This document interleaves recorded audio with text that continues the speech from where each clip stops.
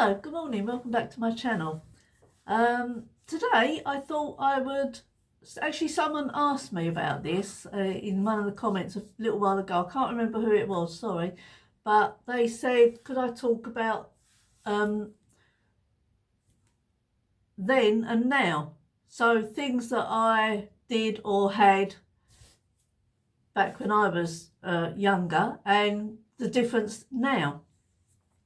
So I've made a couple of notes. I mean, obviously some things back then you can get now, but they've developed better, you know. So yeah. So hope you're all well. Not a bad day today. A bit cold, but it's not too bad. Hope it's all okay where you are. My last video was a craft, and it only got a very few responses, so I don't know that I'll be doing any more crafts. Maybe a Christmas one, but I probably won't be doing any more crafts. But I do enjoy crafting. So anyway, so let's get on with this one, see how this one fares, and we'll crack on. So first thing, well, I've got my notes. First thing was television. I mean, back when I was younger, we had black and white television. We were lucky. I mean, a lot of people didn't have televisions, but we had a black and white one, and our remote was our finger, wasn't it? Because you had to get up out of your seat and go and switch the channels or turn it off and on. If you turned it on, you had to wait a couple of minutes for it all to come on. And then you had the inside, you know, the aerial sat on top of your television. So you'd end up, if that wasn't working, you'd end up with someone holding it up and, oh yeah, stay there. So you'd stand with your hand up, holding the aerial up till the programme finished. It was normally my brother that did that. And yeah, it was just, obviously it was black and white. And we just, if it stopped working for some reason, or we couldn't get the aerial right, my dad used to just thump it, give it a thump on the side, and it would and be all right. So not sure you could do that these days, but back then that's what we used to do. Either, you know, hold the aerial in different positions, especially if it was a program you really enjoyed, and it was like, stay there, weren't allowed to move or thump it. So yeah, that was televisions. Next thing was central heating. I mean, the only heating we had was a coal fire in our living room. That was it. My mum and dad didn't get central heating till very early 1980s, I think. And we had it by the time I was married, which was 84. But I think it could have been very late 70s or early 80s. But up until then, we didn't have heating. We had a little, you know, the little ring fires that you could get, dangerous now, but I mean, that's what we had in another room, just a little ring heater that we would, I mean, it was the front room never got used really, high days and holidays, that until mum and dad got their, the wall knocked down between the two rooms. And again, that wasn't until very late 70s, early 80s that was done. So yeah, central heating was never a thing. It was always the coal fire, which my nan used to do. She used to get up every morning and poke away at the coal fire, sweep all the ashes away, bless her heart, and get rid of them. And yeah, she did it. And that was it, and lit it for the day. Obviously only in the winter, or, you know, autumn, winter. And then the rest of the time it was just put a jumper on. So yeah, no central heating, no fires all over the place. You went upstairs, it was freezing cold. What we used to do was bring our pyjamas down and put them in front of the fire, lay them on the floor in front of the fire for half an hour, and the heat would warm them up, and then we'd quickly go and get changed from out of our clothes into our pyjamas, and then we'd go into a freezing cold room and into a freezing cold bed.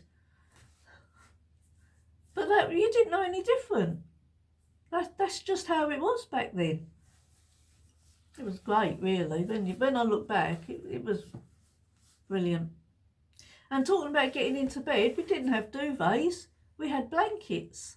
Sheet on the bottom, sheet on the top, and 2 or 3 blankets on top of that, or a quilt, or an eider-down. Yeah, no duvets. I remember when my sister-in-law, she's from Scotland, and she came to live with us. So we shared a bedroom. There was 2 single beds. It was my bedroom, and there was 2 single beds in there. And she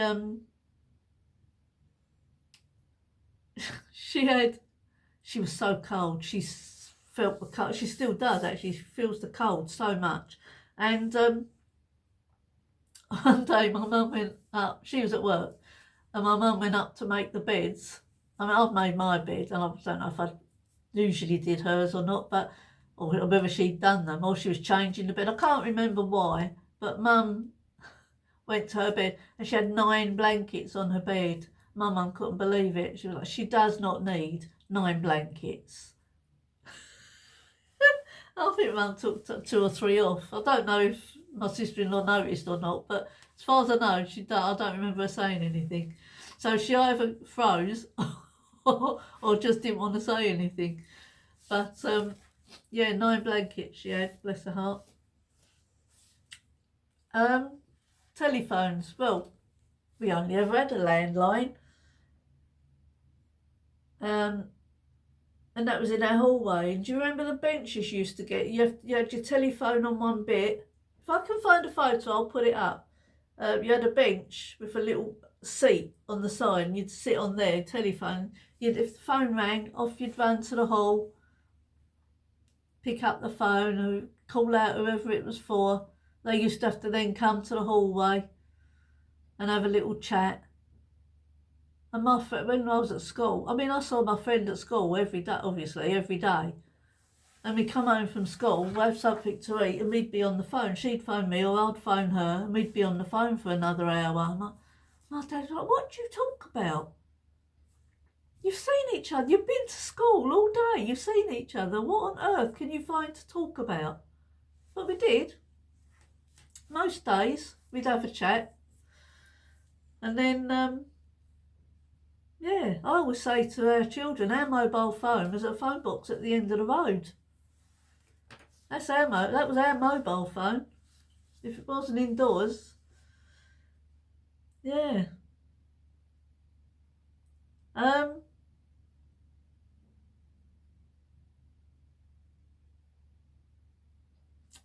Another thing, talking about telephones, I went over this on one of my other videos, but my friend and I had the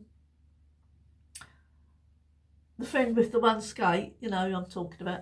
She, her and I, we had a couple of tin cans and a huge long bit of string. There was 4 houses in our little bit, and we lived sort of the second one in, and then there was a neighbour, then she lived on that end one. And we got tin cans and a long piece of string. I'm assuming my dad drilled holes in the can for us, and then we'd put the string through the bottom of the can and knot it. And I had it up. My bedroom was at the front, and her bedroom was at the front. And we'd get the cans up through the window in my bedroom. I don't know how we did this. I don't remember actually doing this. I just remember talking. And then we'd put another one up to her bedroom in the front, so across our neighbours. And we used to talk to each other. You know, hello, you okay? Yeah, I'm all right. Put it up to your lips, then up to your... So we couldn't speak at the same time. You didn't hear what the other person said. So we'd speak into it and then put it up to her ear, and she'd speak into it, and then I'd speak. Yeah, tin cans and a bit of string. That was our telephone as well. Funny, isn't it, really? Another thing we used to have, haven't had for years. In fact, I don't think... Yeah, when I first got married, a milkman. My mum always had a milkman. And then in the winter, when it was really, really cold, the milk used to expand and lift the lid off the top, and you'd go out to get your milk, and you'd have the bottle of milk, and then the milk would be up about, I don't know, 2 inches from the lid, from the top of the bottle, and the lid would be just on the top where it had expanded because it was so cold, and it would be frozen solid. So Mum had to bring it in and just, you know, let it thaw out when she took it indoors. Yeah, and the milkman used to just, and yeah, I think all we got off the milkman was milk. But then there was another chap that came round, and he'd do your pop. You know, if you saved your bottles, you could take all your bottles out and you'd get so much off your next lot of pop. Coke, lemonade probably, to be fair. Whites. Yeah, so he used to do that. And then another thing we did, but this was a bit later. We had an off licence just not that far from us, and if you went up to the off licence with your bottle, you could refill it with, I think it was sherry.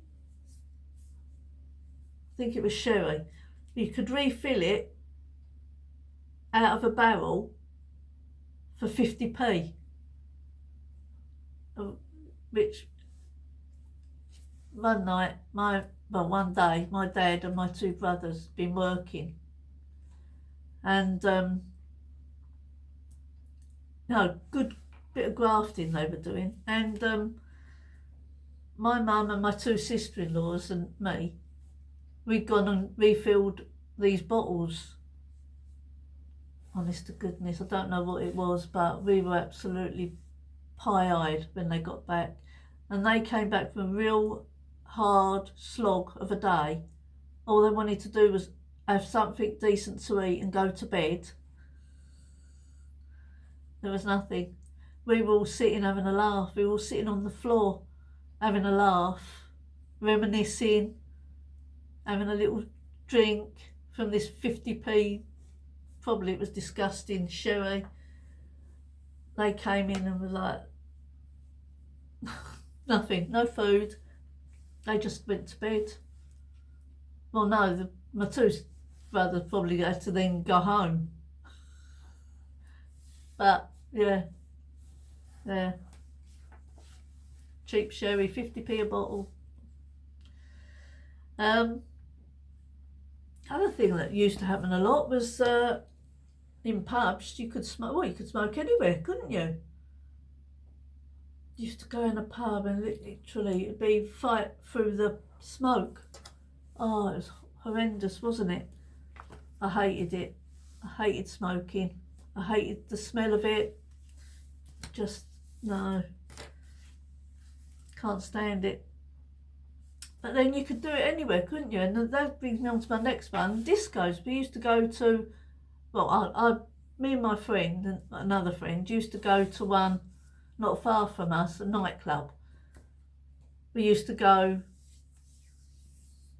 once a month or something, once every 2 months. I was never up for it. We used to go out every Friday to a pub. Bless him, my dad would take us there, and then my dad would pick us up. If she stayed with me, fine. If not, then he'd take her home and then come back, obviously, with me. But yeah, he didn't like the thought of us being out, even there back then. But so he used to take us and pick us up, or, you know, and then the disco every few months, which. And then talking about discos and music, we used to have, well, back then, we used to have a record player, but you could put, you know, if you had the 45s, you could put, I don't know, 5 or 6 on at a time and just put them down and bring the handle round, and then one at a time they'd drop and play, and then the next one would drop and play. Oh, I used to love that, just selecting what 45s to put on and watching them drop and play. I love all the old music, you know, but yeah. And then another thing was the typewriters. Do you remember the typewriters? I mean, literally, you had to. I learned to touch type. You know, that's the only thing I got a qualification at school was my touch typing. I got a CSE. Is it a CSE? GS. Yeah, CSE. Yeah, I got one for typing and one for what they called commerce, which was, you know, bookwork and all that. Yeah, that's the only exams I got. I couldn't wait to get out of school, to be honest. Hated it. Yeah, but the old typewriters, you had to really press them, didn't you? It took forever. Even as a touch typist, you still had to press really hard. Oh, I was glad when they got rid of them. Oh, and then this is my last thing. You used to have to do, wherever you typed, you used to have to put carbon paper in, so you got a copy. You know, no photocopiers like now. You used to have to put a sheet of carbon paper between the paper you were typing on and the copy you wanted. Put it in, wind it in through the typewriter, and then type on that, and then you'd get a copy, and then your ink spool would run out, wouldn't it? You had to change the ink spool. Oh, it was a nightmare to do some of them. But yeah, carbon copies. Oh, and I remember once at school I got I was pretty good at school, to be fair. I didn't get into trouble, but a couple of times I did. And one of the times I had lines, and I sat religiously and I wrote out my 100 lines. I can't remember. I must not speak in class or something. I don't know, something like that. And I wrote it out 100 times. And I took it into school the next day, and the teacher didn't even look at it. She got hold, picked it up, went right, tore it up, put it in the bin. Didn't even look at it. And I meticulously counted 100 lines, and I thought, I'm never going to do that again. Never again did I get lines, because I thought, I'm not sitting there doing that just for it to be torn up. And then the other girls, they used to use the carbon paper. So they used to write out the lines, have the carbon paper and another sheet of paper at the back. So they'd write out 50 lines, 100 lines, because they had a copy of it. Didn't think of that, did I? No, I sat there writing it out. Goodness. Didn't like school though. My favourite bit of school was coming home. Loved that. But yeah, just, I think I've gone through everything. Just some of the things that were totally different, but you don't know any different, so you get on with it. I thought it was great, you know. But we had a laugh. Good times. Not they're not good times now, they're good times now, but when you look back, and you didn't have much, you didn't want much, but you was happy with what you had. You know, I was very happy. So that is it.